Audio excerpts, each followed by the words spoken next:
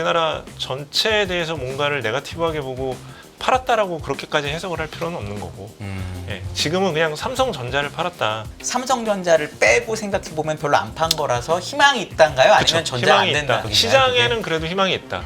근데 다만 감히 말씀드릴 수 있는 건 삼성이 유리한 것 중에 하나는 미국 경제가 사실 제 기억에 3년 전부터 계속 다음에 안 좋다 진짜 지겨워 죽겠어요. 작년 말에도 올해 경제 안 좋다고 그랬고 재작년 말에도 2023년 경제 안 좋다고 했거든요. 근데 지금도 블룸버그 컨센서스를 보면 내년 미국 성장률이 올해보다 떨어지는 걸로 되어 있더라고요. 무슨 변수가 있길래 이렇게 사람들이 경제를 나쁘게 보나요, 내년에? 일단은 실업률이라고 봐야 될 것 같습니다. 네. 예, 실업률이 어찌됐건 간에 높아지기 시작을 했고 올해 초부터는 추세적으로 높아지기 시작을 했고 과거의 미국의 실업률 데이터를 보면 사실 4%를 그러니까 4% 아래 있다가 올라오기 시작을 해서 4%를 넘고 뭐 4.3, 4.5까지 가면 더 올라갑니다.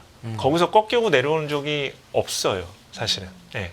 그러면 더 올라가는 그 과정상에 항상 침체, 경기 침체라는 그런 기간이 포함이 되어 있었고 했기 때문에 사실은 최근 들어서는 분위기가 좀 많이 바뀌긴 했으나 얼마 전까지만 해도 이제 미국의 경기 침체가 발생을 할 거다라고 이야기를 많이 했던 사람들이 사실은 가장 걱정을 많이 했던 거는 이제 실업률 데이터고 실업률이 추세가 분명히 있기 때문에 사실 이거는 그동안에 이제 통화긴축 정책의 결과로서 나타나는 그런 경제 현상이다라고 보면 이 추세가 과연 어디까지 지속이 될 수 있을까, 언제까지 지속이 될 수 있을까에 대한 우려, 의구심이 가장 크게 작용을 하고 그게 이제 경제 성장률 둔화의 제일 전망에 가장 크게 영향을 주는 요인이지 않을까라고 생각이 됩니다.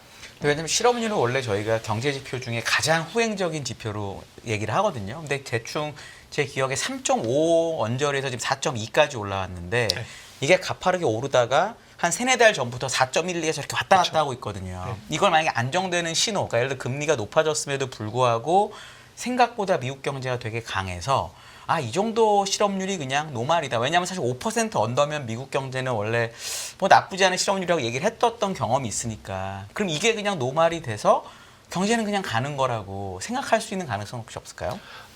그렇게 생각할 수 있는 가능성도 충분히 있다라고 저희도 생각을 해서 사실은 저희도 올해 한 중반까지는 지금보다는 훨씬 미국 경제에 대해서 조금 더 우울하게 봤었습니다. 네. 그러다가 최근 들어서는 좀 과거와는 좀 달라졌다.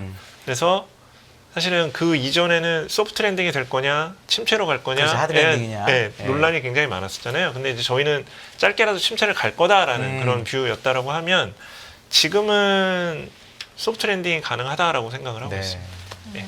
소프트 랜딩이 예를 들어서 내년 미국 GDP 성장률이 지금 뭐 왔다 갔다 한 컨센서스가 2% 조금 밑인데 2.1% 지금 예상을 하고 있습니다. 2.1. 그래서 그러니까 컨센 수준이네요. 조금 좋은 건가 컨센보다? 저도 컨센이 최근에 얼마까지 내려? 왜냐하면 블룸버그 그 페드가 2%를 보고 있거든요. 그리고 블룸버그나 팩셋 컨센서스가 1% 후반, 2% 왔다 갔다 하는 거, 뭐 0.1이 너무 작긴 페드보다는 한데. 저희가 조금 더 좋게 보고 있을 겁니다. 왜냐하면 이제 실업률 전망치도 페드 같은 경우는 올해 4분기를 평균을 4.4%로 지금 예상을 했었고 내년도 4분기를 또 4.4%로 예상을 했었습니다. 근데 지금 흐름은 저희는 근데 지금 4.2로 보고 있고요. 올해 지난달 4분기를. 4.2 나왔죠. 그리고 내년을 또 4.2로 내년 4분기를 4.2로 보고 있고 사실 이제 트렌드는 패스는 비슷하게 보고 있는 것 같아요. 올해 4분기 내년 4분기 사이에 그 수준보다는 조금 더 높게 올라갔다가 다시 내려오는 그리고 올라가는 시기는 내년도 상반기 정도를 지금 예상을 하고 있고 그 패스는 비슷하게 보고 있는데 수준 자체는 저희가 조금 더 낮게 보고 있기 때문에 경제 성장률도 아마 조금 더 페드보다는 저희가 조금 더 높게 보고 있는 거 아닌가라고 생각이 됩니다. 그러면은 경제 성장률 조금 높게 보시니까 이 주식 넘어가기 전에 이제 12월 17, 18일 FOMC 있잖아요. 지금 제가 페드워치를 오늘 걸 보고 오니까 금리 인하 확률이 86%까지 올랐더라고요. 이게 사실 11월 말에는 50%인가 뭐 그거밖에 안 됐었는데 급격히 올라가면서 장이 또 다시 택주가 갔다라고 저는 보는데 경기를 조금 더 좋게 보시면 혹시나 12월에 금리를 안 내린다든지 네, 또는 아주 저희는 매파적으로 안 내린다든지 12월 달에는 안 내릴 수 있다라고 저희는 생각을 하고 있습니다. 현재로. 12월에 별로 바꾼 적도 많지는 않더라고요. 역사적으로 FOMC. 그러니까 12월에 저희가 안 내린다라고 보는 이유 중에 하나는 좀 전에 말씀드렸던 대로 FOMC가 연준이 4분기 9월 달 S&P에서 4분기 실업률을 4.4%로 봤었는데 네. 실제로 저희가 예상하는 거는 4.2고 지금 현재 발표되고 있는 수치도 4.2. 사실 저희 숫자에 조금 더 가까운 네. 수치잖아요. 그러면 경기는 노동시장은 굉장히 좋고 생각보다 좋고 이제 남은 한 가지 변수가 이제 물가인데 물가가 12월 달 CPI가 이제 곧 발표가 될 텐데 내일이랑 또 모레예요. 네. 네. 그게 확 뛰지 아닐 것 않으면. 같아요. 네. 네. 이제 그게 마지막 남은 변수라고 생각합니다. 네. 근데 이제 저희는 경기가 좋고 만약에 물가가 뭐 어떻게 나올지 모르는데 확 뛰면 못 올릴 것 같고. 그렇죠. 확 네. 뛰지 않을까요? 이제 한현님은 옆에서 아닐 것 같아요 하셨는데 뭐 동의하십니까? 그건 솔직히 모르죠. 제가 예측은 해볼 수 제가 있잖아요. 직접 예측하진 않지만 네네. 그렇죠. 이 이코노미스트 가늠해 이코노미스트들이 네. 예측하는 여러 가지 데이터 중에 가장 많이 못 맞추는 것 중에 하나가 CPI 수치더라고요.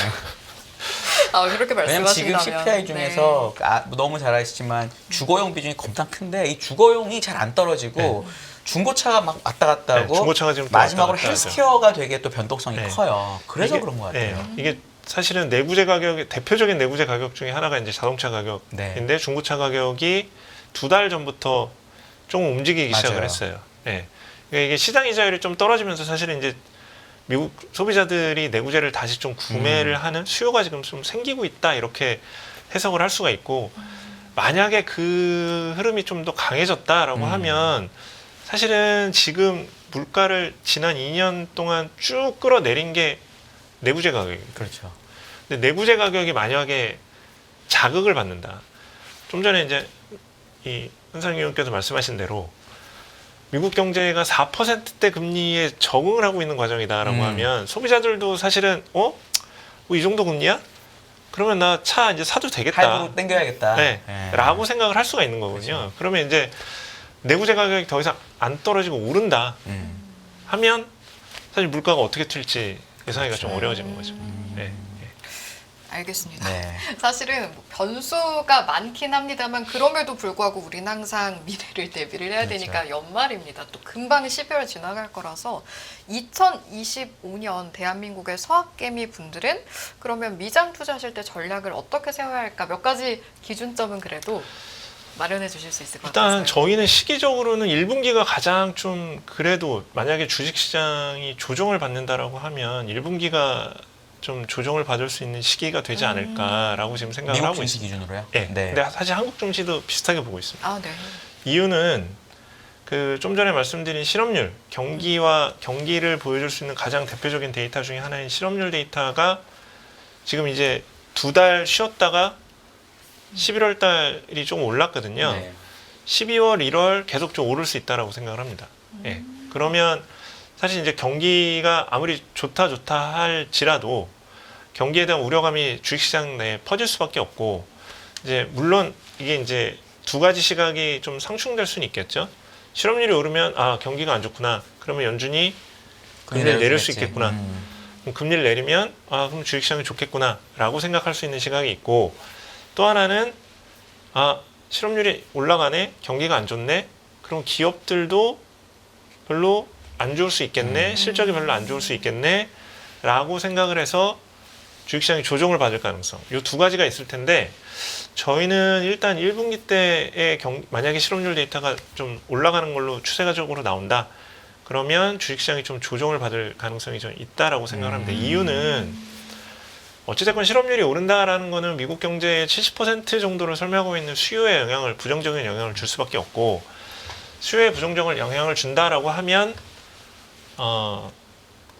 많은 기업들이 실적에 부정적인 영향을 받을 거고 지금 S&P 500이든 나스닥이든 이 애널리스트의 실적 추정치가 내년에도 굉장히 S&P 500 기준으로 제가 알고 있기로 한 15% 맞습니다. 정도 EPS가 네. 증가하는 걸로 지금 추정이 되어 있는데 네. 밸류에이션이 굉장히 높단 말이에요. 지금 그렇게 성장을 한다라고 가정을 했을 때도 S&P 500 같은 경우 지금 22.5배, 23배 막 여기까지 지금 올라 있는 상황이어서 뭐 종목도 마찬가지지만 시장에서도 밸류에이션이 굉장히 높은 상황에서 실적 추정치가 살짝이라도 꺾인다. 그럼 시장에 사실은 이제 밸류에이션에 영향을 줄 수밖에 없다라고 보면 네. 주식시장이 좀 조정 가능성이 있지 않을까라고 좀 생각을 합니다. 근데 거기서 이제 보통 반대의 논리가 AI가 깔리고 이러기 때문에 효율성이 좋아. 예를 들어 제가 3분기 구글 실적 발표 순다르 파차이 얘기를 들어보니까 주장은 이렇게 하더라고요. 내년 상반기쯤이 되면 AI를 막 써갖고 검색 비용이 엄청 싸질 거야 라고 얘기를 하면서 이제 사람들이 이제 마진 좋아지나 생각하고 마이크로소프트도 비슷한 얘기를 하거든요. 그러면 지금까지 보지 못했던 이익률이 나오면서 오히려 이익이 더 나올 수도 있다. 이런 건 어떻게 근데 보세요? 그거는 제가 보기엔 제가 그쪽을 뭐 딥하게 리서치를 하진 않았으나 옛날에는 하셨잖아요. 잘 아셔서. 네. 네. 그 기업들은 그게 가능할 수 있을 것 같아요. 예. 그런데 사실은 저희가 지금 AI 기술에 대해서 기대를 하는 거는 우선은 AI의 기능을 활용을 해서 많은 기업들이 비용을 절감할 수 있는 네, 뭐 대표적으로 인건비겠죠. 그렇죠. 예. 그러니까 효율성이 개선된다라는 거를 우리가 수치로 확인할 수 있는 거는 기업들이 인건비를 절감을 할 수 있고 맞습니다. 비용을 줄일 수 있다라는 걸 텐데 아직까지 그렇게 되기 위해서는 조금 더 시간이 필요하지 않을까. 제가 그렇게 보는 이유는 미국의 많은 소프트웨어 기업들, 그러니까 빅테크 말고 네, 이 빅테크가 제공해주는 AI 인프라를 활용을 해서 AI 소프트웨어를 개발을 하고 그걸 실제 엔드 유저한테 제공을 하는 기업들의 네, 실적이 좋아지고 있긴 합니다. 그런데 아직 그 비중 자체가 굉장히 낮습니다. 네. 높지가 않아요. 그러니까 이게 이 정도 비중을 가지고 경제 전체 아니면 대표적인 기업들의 비용을 절감시켜 준다라고 하기에는 아직은 조금 시기적으로 좀 빠르지 않을까라고 네. 생각이 돼요. 그러니까 그러니까 이게 오히려 지금 또 질문이 그러니까 지금 비중이 낮거든요. 되게 낮아요. 세일스포스닷컴 실적 나온 거 보니까 거의 없어요. 근데 어쨌든 그 기대 때문에 또 주식이 오르더라고요. 반대로 말하면 지금 비중이 작으니까 실제 이익이 좀 꺾이거나 뭐 이래도 비중이 늘어나는 걸로 사람들이 또 좋아질 거야라고 하면서 밸류에이션 레이팅도 될 수 있잖아요. 사실 그건 그건 이제 어떻게 답이 보세요? 없을 것 같습니다. 야, 그래서 어떻게 의견이 될까요? 어떻게 아니, 왜냐면 저는 좋은 실적이 쪽으로 우선할 보면은 거라고 봅니다. 실적이 우선할 네, 이거보다 네, 훨씬 네, 자, 이렇게 좀 AI 관련된 매출이 늘거나 AI 효과가 있다라고 그러니까 해도 고기업들은 그런 기대감으로 추가적으로 오를 수는 있겠으나 전반적인 기업들의 못 그런다. 실적이 만약에 꺾인다라고 네. 하면 지수에는 그러면 영향을 영향을 준다. 줄 거다라고 봅니다. 그리고 시기적으로 봤을 때는 1분기에는 조금 방어적으로 보시는 게 좋겠다로 예, 그렇게 정리하면 될까요? 생각합니다. 예. 그럼 총알을 1분기에 좀 모으시고 그 다음에 시장 돌아가는 거 보면서 2, 3, 4분기 좀 고루고루 투자하시기를 예. 네, 지원을 주시는 걸로 정리를 해보고 갈 길이 멉니다. 또 네. 이제 우리 장도 봐야 되는데 네, 우리 장이 사실 네. 더 궁금하실 거예요, 지금은. 네. 맞아요. 우리 장 아까 일단은 1분기를 좀 조심해야 된다라는 관점은 크게 다르지 않다고 말씀해 주시긴 하셨는데 이제 코스피와 코스닥을 나누자면 각각 전망치 어떻게 예상하고 저희 계신가요? 하우스가 코스닥 전망치 지수 전망을 하고 있지는 않아서 아, 네. 네. 일단 개괄적으로, 코스피만 네. 말씀을 드리면 저희는 2,300에서 2,800 아, 2,300, 네. 그 정도 좀 예상을 하고 있습니다. 예. 그러면은 결국은 그러면 내년 1분기에 조금 어려움이 있다고 하더라도 그러니까 올라가는 게 내려가는 것보다는 클 수 있다라는 기대인 건 맞네요. 그쵸. 그런 거네요. 그러면 미국보다는 오히려 한국이 상대적인 매력이 클 수 있다 뭐 이렇게까지는 얘기할 수 있나요? 그건 없나요? 그건 좀 연간으로 봤을 무리인가요? 때? 네, 연간으로 봤을 때. 가능성 이 있어 아웃스가. 보입니다. 아, 그거는. 있어 보인다. 예, 예. 지금 당장은 아니어도. 당장은 아니어도 네, 그렇죠. 네. 차트 하나만 네. 네. 좀 네. 네. 지금 화면에 그러니까 왼쪽에 있는 차트를 보셔도 그렇고 이 왼쪽에는 네. 이제 12개월 선행 PER이고 PR. 오른쪽은 PBR이거든요. 네. 근데 뭐 둘 다 비슷합니다. 근데 이제 왼쪽 PBR 차트가 좀 더 명확하게 보여지는데 그러니까 평균 대비 2시그마 아래로 지금 내려와 있습니다. 이 표준 편차 밑으로. 네. 네. 그러니까 그렇다는 얘기는 사실 과거에도 보면 2018년도 그때 미중 분쟁 분쟁. 처음 이슈가 돼서 우리 주가 지수 크게 하락을 하고 그때 또 하락을 했던 게 사실 지금은 상황하고 비슷한데 그때 반도체 주가가 엄청 급하게 많이 빠졌습니다. 네. 예. 그때도 사실은 투시그마 예, 이 표준 편차 아래로 내려왔거든요. 지금이 상황이 얼추 좀 비슷하지 않나. 그렇죠. 예. 이게 그래서 혹시 언제 종가 기준인가요? 지금 조금 남긴 했지만 최근에 또 빠졌으니까 이게 지금 9일 기준입니다. 9일 오늘 기준이면 조금 네. 남긴 네. 했네요. 네. 네. 그래서 네. 아까 말씀드린 대로 밸류에이션 상으로는 가격적인 측면에서는 거의 하단에 와 있지 않나라고 생각은 됩니다. 코로나 때 사실 갔던 0.6 몇 배 이거는 아주 일시적인 거로 보시는 거죠? 예. 저희 그 우리나라 주요 경제 변수에서는 지금 뭔가 격동의 시기를 겪고 있는지라 좀 질문드리기가 조심스럽긴 한데 그래도 지금 가늠을 좀 해보시자면 어떤 요소들을 좀 우선적으로 주시하셔야 될까요? 내년에 투자하시면서. 일단 국내도 미국하고 마찬가지인데 일단 저희는 뭐 제일 중요한 게 일단 기업들 실적 추정치일 수밖에 없고요. 네. 아직까지는 실적 추정치가 반도체를 포함을 하면 계속 좀 내려오고 있는 과정입니다. 그래서 지수가 당장 반등하기는 좀 어려울 것 같다라고 지금 생각을 하고 있고 그냥 우리나라의 애널리스트들의 실적 추정치 패턴을 이렇게 좀 보면 일단 내년 4분기는 또 항상 컨센서스 하회할 거거든요. 네. 근데 4분기 어쩔 수 실적 없죠. 발표는 좀 오래 걸리고요. 네. 그래서 3월은 가야 대부분 다 끝날 거고 네. 마무리되는 건 4월 네. 초 정도까지는 가야 대충 다 마무리가 된다라고 보면 사실 물론 실적 추정치 하향 조정보다는 주가가 반등이 먼저 나올 수는 있거든요. 과거에도 항상 그랬고 그래서 1분기 중에 바닥을 보일 수 있겠다라는 생각을 하고 있는데 어쨌든 그게 좀 보이는 그러니까 실적 추정치 하향 조정이 어느 정도 끝나가는 게 보이는 시점 부근에 바닥이 나오지 않을까 그리고 반등이 일어나지 않을까라고 지금 생각을 하고 있습니다. 코스닥 그럼 지수는 어제 하우스뷰가 없으니까 다른 방법으로 여쭤보면 오늘 코스닥이 급등을 했는데 물론 어제 빠진 게 있지만 보니까 외국인 기관을 불문하고 전부 바이오 종목이 상위에 다 있더라고요. 네. 알테오젠, 리가캠 등등. 하우스에서 바이오는 어떻게 보세요? 왜냐하면 바이오가 결국 지금 작년에 2차 전지가 코스닥이듯이 지금은 바이오가 코스닥이 사실상 돼 있거든요. 요거에 대한 뷰를 혹시 하우스뷰가 있으시면은 바이오는 저희 전략 쪽에서는 네. 바이오를 추천을 합니다. 추천 섹터 중에 하나가 바이오가 들어가 있고요. 네. 그러니까 일단은 이자율이 어쨌든 금리가 떨어지기 시작을 했고 그렇죠. 국내 시장 같은 경우가 미국 금리보다 더 빠르게 지금 최근에 더 빠졌었고 그렇죠. 그 와중에 이제 바이오 주가들이 굉장히 좋게 지금 음. 퍼포먼스를 보여주고 있는 그런 상황이고 내년에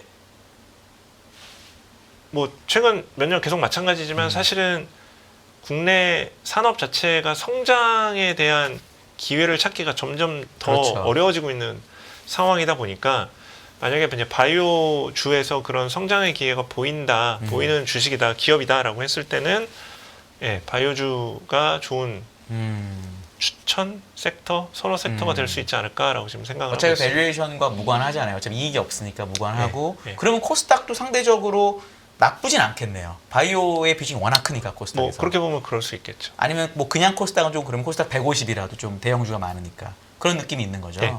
알겠습니다. 네. 희망 지킴이로 하기로 저는 활동하고 계시거든요. 좋은 얘기가 있으면 반드시 하이라이트 하고 싶습니다. 네, 그래서 그 안에 네. 희망이 있는지 발굴하는 의미로 좀 질문을 드려봤고요. 네. 연장선상에서 업종으로 따지자면 저희가 아까 반도체로 네. 좀 여쭤보기로 했는데 예. 내년에 반도체주를 바라보시면서 개인 투자자분들께서 좀 염두에 두셔야 할 부분이 혹시 따로 있을까요? 우선은 올해 이제 많은 분들이 삼성전자에 투자를 하셨던 분이나 올해 또 투자를 그러니까 몇 년 전에 투자를 그렇지. 하셨던 분이나 올해 또 새롭게 들어가셨던 분이나 너무나 큰 지금 배신을 당해서 네. 아마 빠져나오지 못하신 분도 상당히 많을 거고 제 주변에도 그렇죠. 너무 많고 내상이 심합니다. 너무나 믿었던 투자자로서의 기업이기 때문에 답변이었어요. 네. 너무나 네, 믿었던 네. 기업이었기 그렇죠. 때문에 네. 사실 이렇게 이제 크게 배신할 줄은 아무도 사실은 예상을 그럼요. 못했고 그래서 이제 분명히 또 내년에 삼성전자에 대한 기대를 분명히 또 가지고 계실 겁니다. 근데 제가 이제 기대를 버리시라라고 말씀을 드릴 수는 없을 것 같고요. 근데 네. 다만 너무 조급하게 하시면 안 된다라고 말씀을 드려야 될 것 같아요. 이게 전자가 반도체 특히 이제 D램, 뭐 파운드리야 사실 뭐 1등을 했던 네. 분야도 아니고, 그렇죠. 예. 큰 비중을 차지하고 있지도 않았었고 하기 때문에 파운드리는 그냥 제쳐두고서라도 D램은 몇십 년간 1등을 해왔던 기업이 사실 하이닉스라는 경쟁 업체한테 뭐 일정 부분 지금 밀리고 있는 그런 그렇죠. 상황이고 사실 과거 같으면 전혀 예상하지 못했던 그런 이 상황이 전개가 되고 있기 때문에 근데 이 문제의 원인이 최근에 발생한 게 아닙니다. 네. 결과는 최근에 발생해서 저희가 지금 그걸 확인을 하고 네. 있겠지만 네네.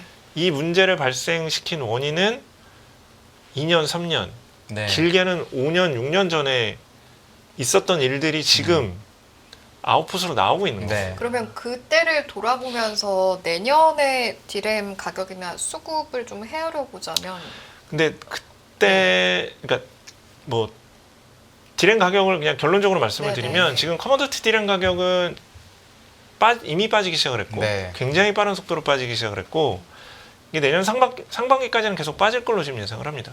과거 같으면 커머디티 디램 가격만 놓고 딱 예상을 하면 가격 빠지는 동안은 삼성전자든 하이닉스든 주식 사지 마십시오라고 네. 하는 게 맞고요. 네. 지금도 사실 그게 크게 다르진 않다라고 생각이 됩니다. 그래서 일단 내년 상반기까지는 전자든 하이닉스든 급반등을 기대하고 주식을 투자하는 거는 조금 좀 빠를 것 같다라고 말씀을 드려야 될 것 같고요. 전자 같은 경우는 거기에 더해서 지금 많이 문제가 되고 있는 HBM 이 문제를 과연 해결을 제대로 할 수 있을지 네. 이건 내년 중반 정도로 가야 판단을 할 수 있을 것 같아요. 그러니까 그때 내년 중반에 된다가 해결 아니라 자체도 아니고 판단도 내년 네, 중반이나 네, 돼야. 네. 그래서 조금 더 기다려봐야 되지 않겠나라고 생각이 됩니다. 그 판단이 어렵다는 게 지금 저도 뭐 들어보니까 이제 램 설계도 바꾸고 이렇게 한다고 하더라고요. 네. 지금. 그러니까 네. 그것까지 감안한 시간이 그렇죠. 내년 상반기가 되는 거죠. 왜냐하면 지금까지는 램은 문제가 없고 만드는 과정만 틀렸다고 주장했었는데 아닌 거로 밝혀 사실상 된 거고 네. 그렇기 때문에 시간이 많이 걸린다. 네. 근데 제가 궁금한 게 DDR4는 많이 빠지는데 5는 그렇게까지 많이 빠지지는 않더라고요, 사실은. 네. 그래서 실적도 잘 나오고 우리나라 반도체 수출도 좀 좋다고 보는데 만약에 지금 중국 주식이 최근에 되게 괜찮거든요.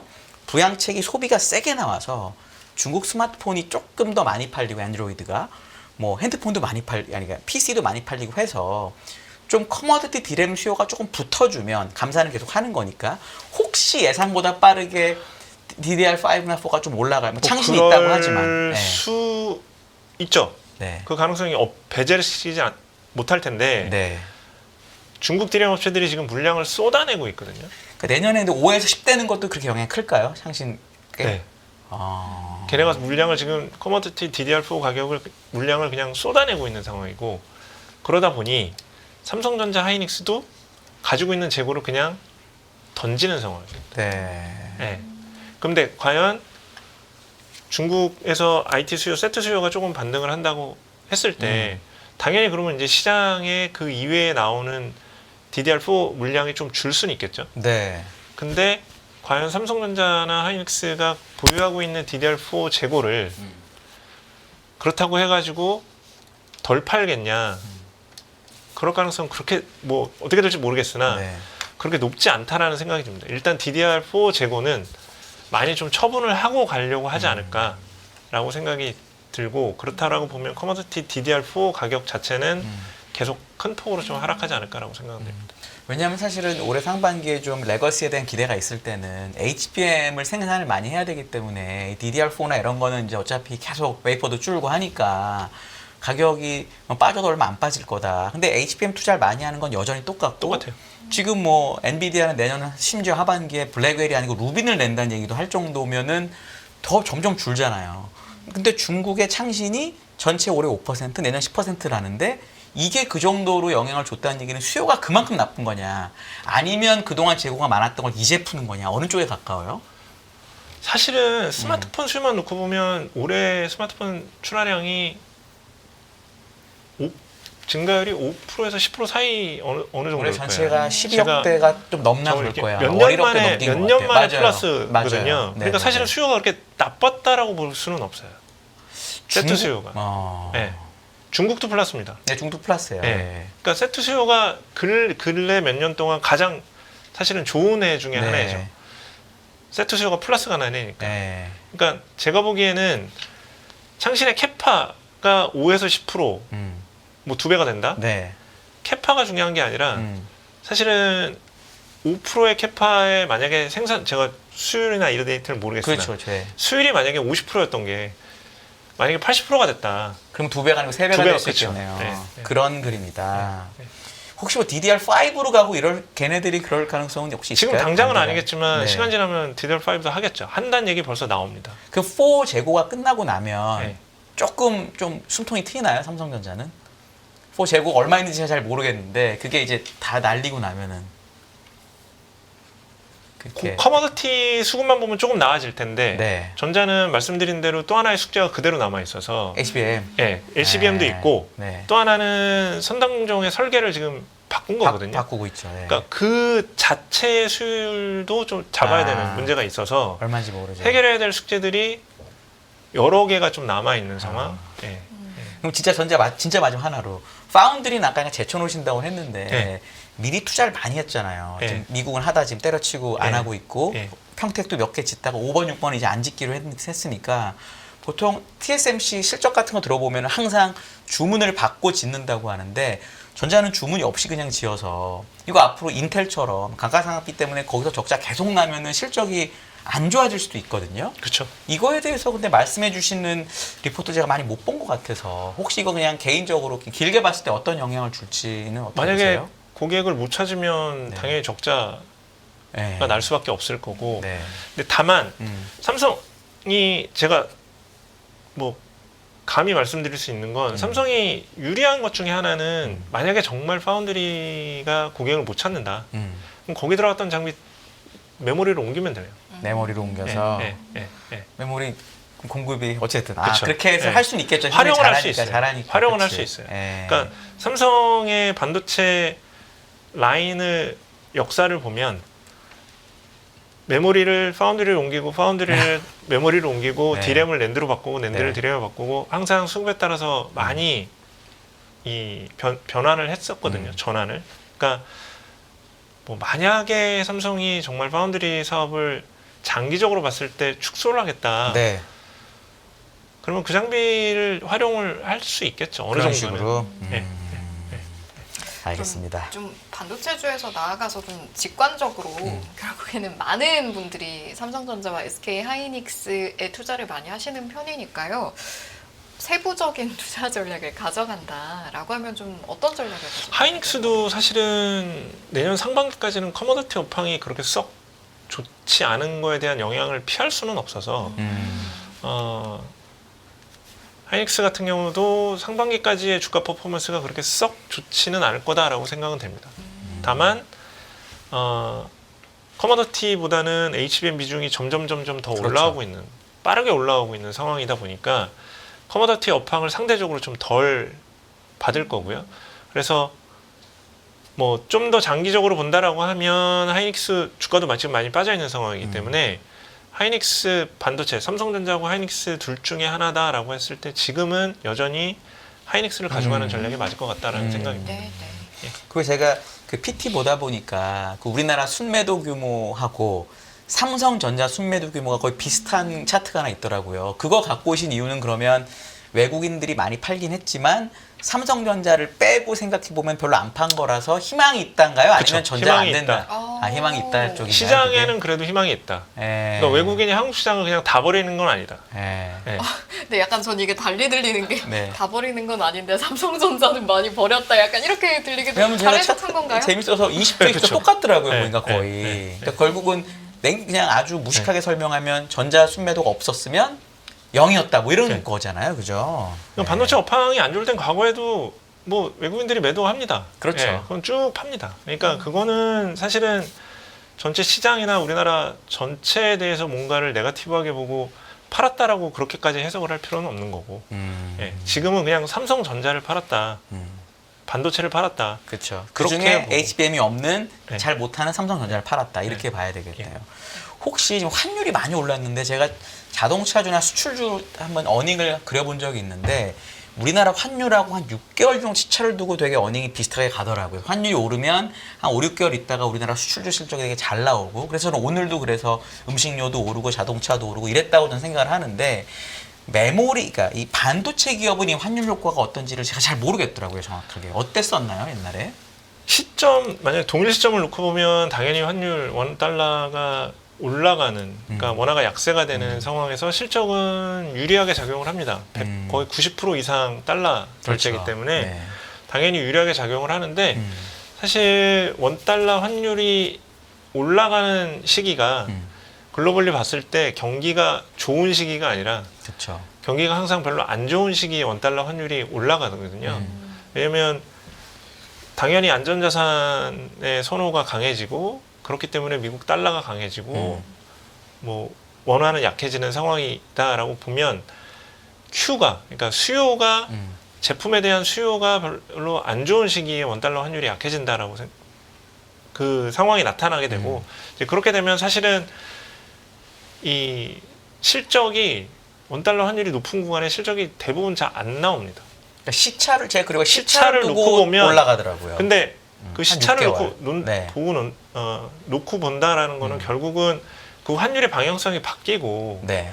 수요가 다시 살아나는 오히려 그걸 그렇게 보신다. 그렇죠. 그게 돼야 원 달러 환율은 내려가고 경기가 좋아져서 수요가 다시 살아나서 실적이 좋아지는 오히려 그렇게 보시는 거고. 그렇게 봐야지 맞지 않을까라고 생각이 돼요. 제가 또 차트 하나 보니까 제가 재밌게 본 게 달러 지수에 비해서 우리나라가 언더퍼폼하고 있다라는 내용이 있더라고요. 그건 꽤 됐죠. 그러니까 그러면 그게 세계 경제보다 우리나라가 뭔가 이슈가 있어서 더 환율이 오른 거니까 이거는 경기보다 그렇죠. 과거하고는 좀 플러스되는 거 아니에요? 다르긴 해요. 약간은. 예. 그러면은 예. 혹시 다르긴 기대감을 그래도 아닌가요? 그렇게 봐도 약간 경기가 아니, 나빠서 당연히 환율이 올라간 것만큼은 실적에는 긍정적인 영향을 줄 거예요. 네. 근데 아까 말씀드린 대로 이제 Q하고 P가 있고 네. 환율이 이렇게 세 가지 요인이 네. 있다. 근데 지금 P가 빠지고 굉장히 네. 빠른 속도로 빠지고 있어서 환율 갖고는 안 되겠다. 환율 과정은 안 됩니다. 네, 네. 알겠습니다. 알겠습니다. 2025년의 경제 상황과 또 미국이나 우리나라 시장은 어떨지 또 관련돼서 여러 가지 업종들도 함께 여쭤봤는데요. 이제 슬슬 또 정리할 시간이 돼가고 있어서 자주 드리는 질문인데 그러면 내년에 포트폴리오를 좀 어떻게 짜야 할 것인가라고 봤을 때 미국과 우리나라가 있을 거고요. 뭐 다른 신흥국과 중국도 한번 얘기해 주시면 좋을 것 같고 요즘 관심 많거든요. 중국도. 네. 비율을 굳이 나누자면 현금까지 포함해서요. 자산을 좀 채권도 있고 뭐 어떻게 예를 배분하는 들어서, 게 네. 좋을까요? 저희 지금 하우스 자산 배분 전략은 약간 중립 포지션인데 중립. 그러니까 중립 포지션이 네. 뭐냐? 그러니까 뭐 이 자산 배분을 하는 분들마다 좀 다른 것 같긴 하지만 대략 위험 자산이 6에서 7, 네. 네. 그다음에 안전 자산을 3에서 4. 네. 근데 저희는 일단 벤치마크를 7대 3 정도로 지금 생각을 하고 있어서 주식을 포함한 위험 자산을 7, 7. 채권 등 안전 자산을 3. 네. 이 정도로 지금 생각을 하고 있습니다. 그래서 비중을 일단 주식과 채권 비중은 그 정도로 지금 생각을 하고 있고 그 안에서 가장 선호되는 거는 사실 지난주 이전까지는 네. 미국하고 한국이었고요. 네. 근데 상황이 터지고, 달라졌죠. 네. 예. 한국을 내렸고 네. 비중을 지금 그 주식 비중 안에서 가장 선호되는 거는 당연히 미국 지금 미국이고. 예, 네. 예, 예. 그 미국이 비싸기는 하나 결국 상대적으로는 좀 더 이길 수 있다 그렇죠. 이런 상대적인 거. 거. 앞으로 왜냐면 6개월 정도 이렇게 봤을 예, 때 그렇게 예. 보시는 거고 채권의 금리 아까 못 여쭤봤는데 사실은 트럼프 대통령이 될 때 많은 분들이 얘기했던 게 금리 엄청 오를 거라고 그랬는데 사실은 대통령 선거하고 지금 20bp가 넘게 미국채 10년물이 빠졌거든요. 이거는 결국은 예산을 많이 그러니까 감세를 많이 하지만 예산을 유지하니까 채권도 많이 찍고 뭐 이래서 사람들이 생각했던 건데 머스크나 뭐 이런 사람들이 나와가지고 우리 재정적으로 낮출 거야 하니까 좀 빠진 거잖아요. 그러면 사실은 채권에서도 미국의 장기채를 사는 게 좋은 거 아니냐 금리를 그러니까 이런 식으로 계속 간다면 예산을 안 써가지고 아니면 이거 잠깐 빠진 거고 다시 올라갈 거기 때문에 채권을 사더라도 만기가 짧은 듀레이션 짧은 애를 사야 된다. 이 둘 중엔 어느 쪽이 더 가까우세요?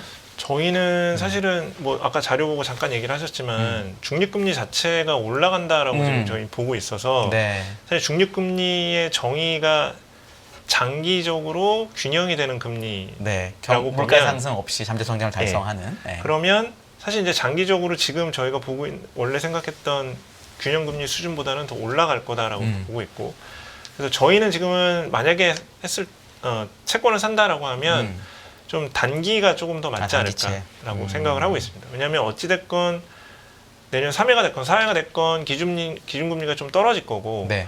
기준금리가 떨어지면서 영향을 받을 수 있는 거는 단기 네. 금리일 거고, 경기가 내년에 소프트 랜딩을 거치고 나서 내년 하반기 어느 시점부터 내후년까지 가면서 다시 미국 경기가 살아난다라고 했을 때는 그러면 이제 당연히 이 커브가 스틸이 되겠죠. 가팔라지겠죠. 그러면 장기 금리가 내려오는 폭보다는 단기 금리가 내려오는 폭이 좀 더 크지 않을까라고 생각이 돼서 단기 채권 쪽이 좀 더 유리하지 않을까라고 생각을 하고 있습니다.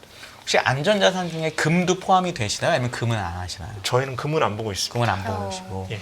혹시 위험자산에 비트코인도 들어가나요? 안 들어갑니다. 아, 저 들어가고. 궁금했는데. 그렇죠. 네. 왜냐하면 요즘 워낙 핫한 그러면 아, 결국은 그렇죠. 주식 네. 채권 아주 주식, 전통적인 채권, 부동산, 음. 대체 자산인데 대체 자산 안에 부동산, 그다음에 일부 원유 포함한 상품. 상품. 그게 이제 위험자산으로 포함이 예, 되겠네요. 위험자산으로 그리고 포함이 부동산은 리츠나 이런 쪽 얘기하시는 건가요? 알겠습니다. 그게 30. 예. 저희가 여러분을 대신해서 굉장히 꼼꼼하게 자세히 한번 여쭤봤고요. 감사합니다. 감사합니다. 고맙습니다.